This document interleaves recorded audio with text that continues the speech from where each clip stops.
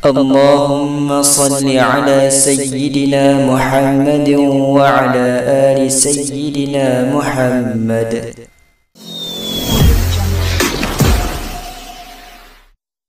Assalamualaikum warahmatullahi wabarakatuh. InsyaAllah hari ini kita akan belajar cara sebut makhraj huruf zal. Okey, huruf zal adalah huruf yang keluar dari bahagian lidah. Cara menyebut huruf zal iaitu hujung lidah kita bertemu dengan hujung gigi kacip atas, ataupun hujung lidah kita kena keluarkan sedikit di antara gigi atas dan juga gigi bawah. Okey, kita cuba matikan huruf zal. Al, il, ul. Okey, kita cuba bariskan pula huruf zal.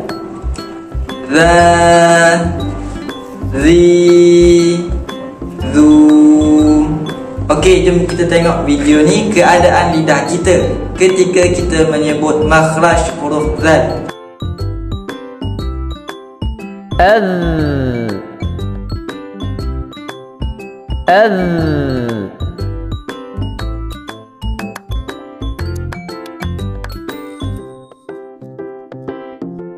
al,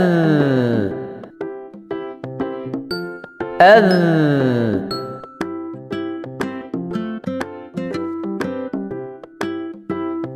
al, al,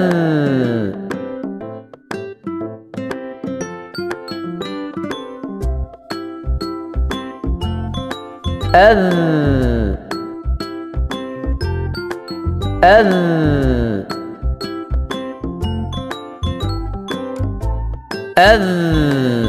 al, al, al, al.